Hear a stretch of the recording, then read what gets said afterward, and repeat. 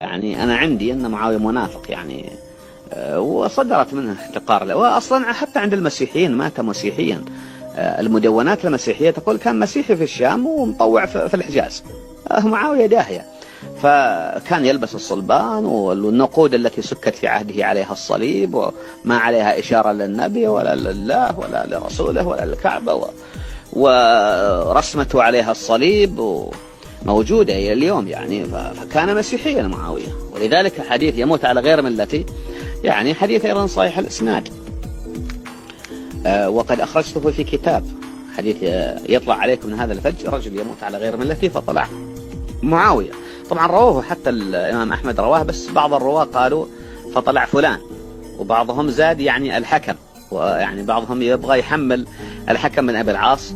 يعني خلاص ما دام انه الحديث كذا نخليه للحكم. الحكم في أحاديث أخرى في ذمه، أما هذا حديث الفج هذا معاوية. الأسانيد الصحيحة تقول فطلع معاوية.